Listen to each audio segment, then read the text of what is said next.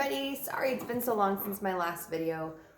We were fighting the flu all last week, and then you had the holidays, we've had birthdays. It's just been a little crazy.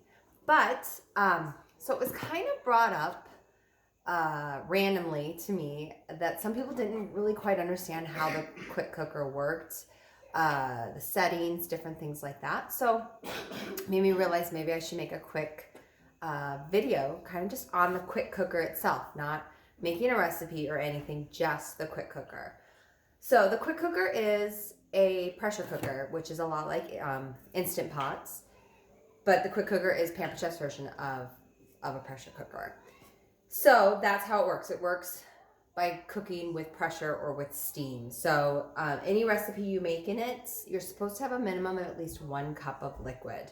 Now, if you're making a recipe with onions and peppers, like one of our recipes, I believe it calls for like a 1/4 cup of lime juice, because those onions and peppers are going to create a ton of their own liquid. So it's going to be more than enough liquid to build up the pressure to cook, because that's what it needs. It needs liquid to build the steam, which builds the pressure, which cooks. There you go.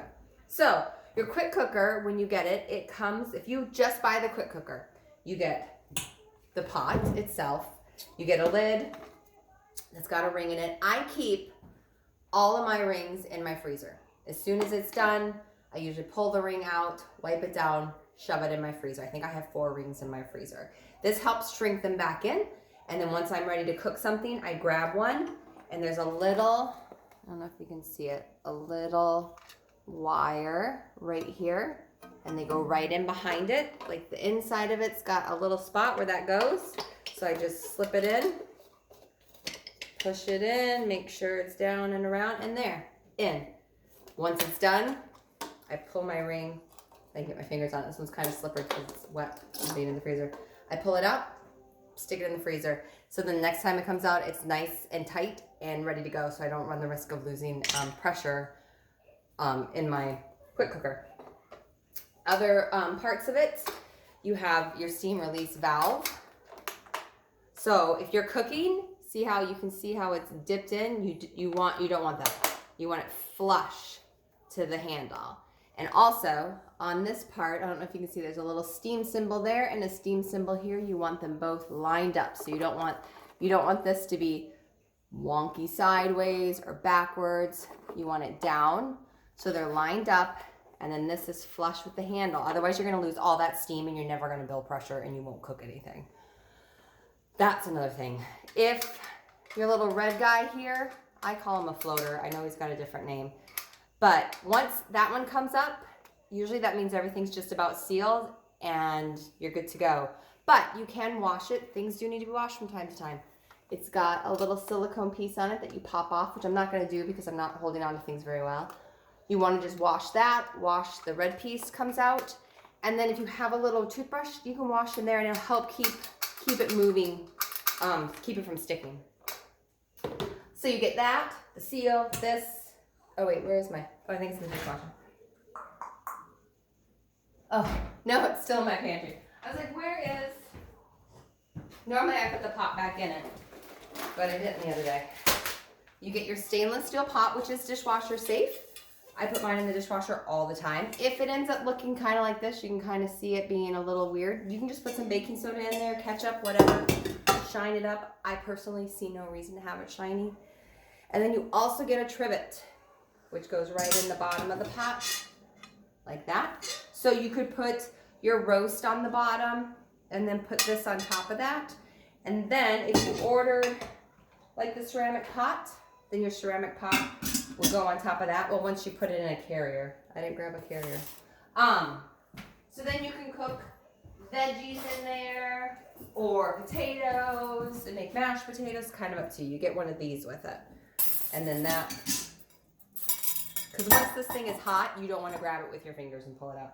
So then it goes like that, and then you can just pull it out like that. I've made meatloaf in here. I've made bread pudding, mashed potatoes, sweet potato mashed potatoes. I've done vegetables in here. Yeah, lots. And you get a silicone lid with it, which can go on top of that and then go in there. That's your ceramic. This can also go in the oven. I've used it to cook things in the oven. And your other option, another add-on item, well, actually we have a few, but these are the only ones I grabbed, is our springform pan.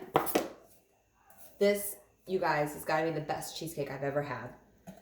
So you'd put your cheesecake in here, cover it in foil, slap it in here, put it in, 1 cup of water on the bottom, turn it on, I think it's like 45 minutes. Boom, done.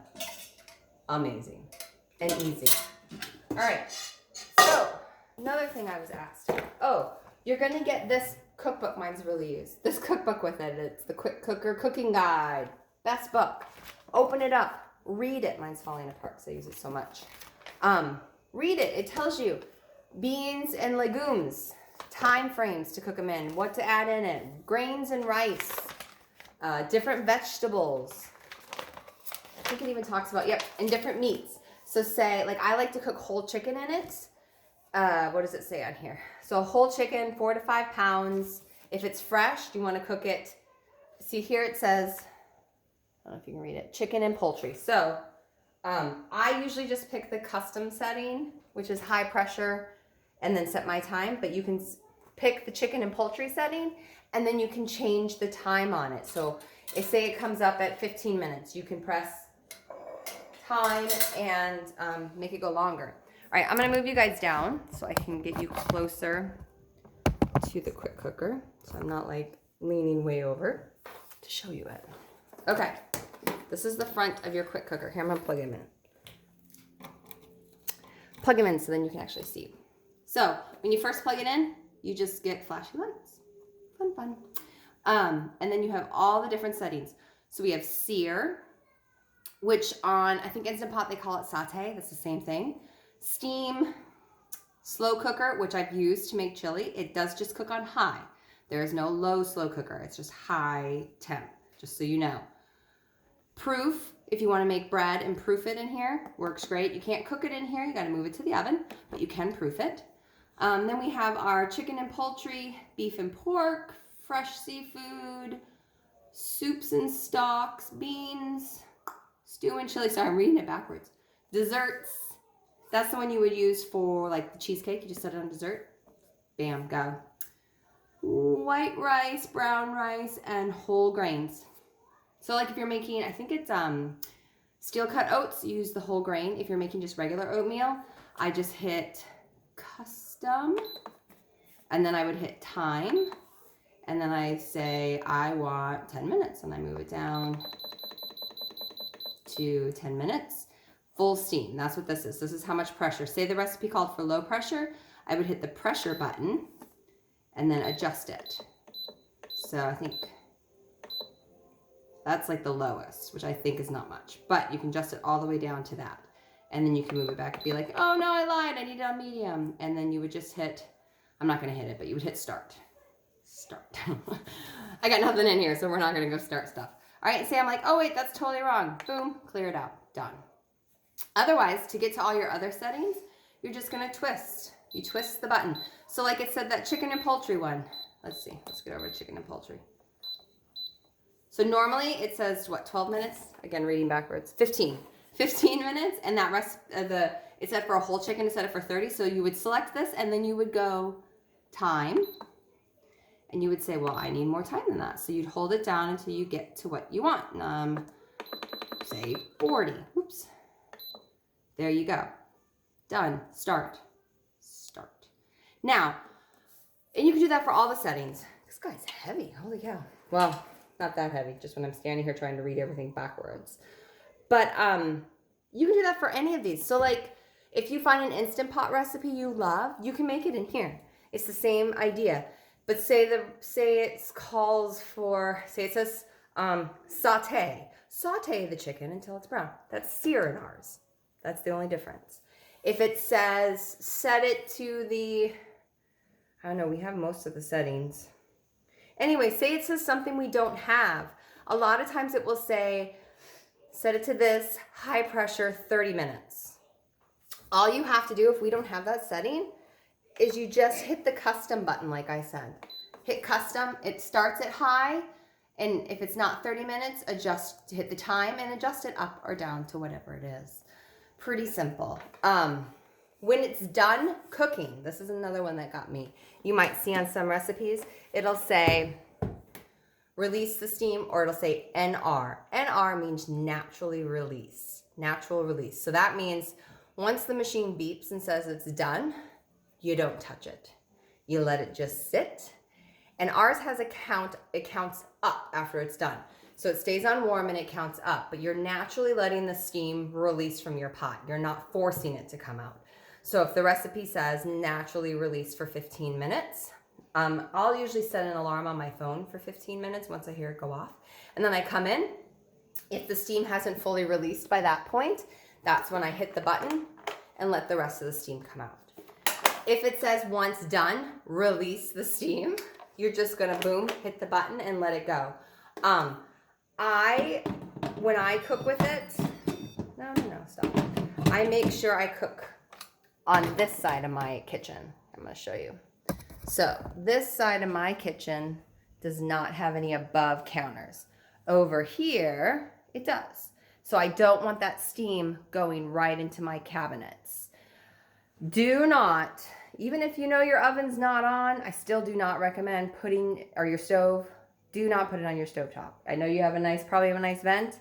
I just don't recommend it. It's not safe. I've seen too many people melt their quick cookers because of that, not realizing they bumped the knob. It was warmer than they thought, different things like that. So I recommend having it on a counter with, if you can, with nothing above it. And once it gets going, if you try and move it, it's probably gonna pop steam out. So just be careful.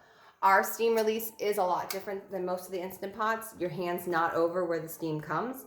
Here's where you release, here's where steam comes. So you're not having to like push and pull away, because steam is scary. Believe me, people, I burnt my thumb the other day with some steam out of my veggie maker, my veggie steamer. So just be careful. Don't let your kids stick their face over it or anything like that.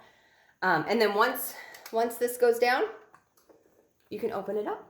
And if it's not letting any steam out and that guy is still up, that can mean you had too much stuff in your pot, or it just got stuck. I usually just take a wooden dowel or something like something a little pokey, a chopstick, and just give it a little push and it'll plop usually. And if it still won't, and say it's on, your red light's up, you can't get it open, I can't get it open, then I would just take whatever I've got, hold it down, and then turn it open. Because this thing is gonna stay locked if that red guy is up. If he's up, this ain't opening. All right, trying to think. That's all I can think. That's about it. That's all I can think. Read your book, read your cookbook. We have great recipes in here. I highly, highly recommend a lot of these recipes. I love the pot roast recipe in here. My neighbor makes the chicken broccoli risotto with chicken all the time. Her and her girls love it. Chicken parm is really quick. The carnitas are really good. I don't eat ribs, but I hear that the barbecue root beer ribs in this are amazing, like fall off the bone amazing. This is my favorite recipe. So it's pot roast with mashed potatoes, and you make the mashed potatoes in the ceramic pot. I'm trying to think of what else. You can make salmon in here, and then this is my other favorite, strawberry cheesecake. So good. And I have a video about taking it off the springform pan somewhere around here, within all my videos as well. All right, well, that's all I can think of. If there's something I didn't hit on that you have a question about, post it below and I will answer it the best I can. And something you want to see, let me know. Hopefully I can help you. All right, I will talk to you all later. Bye.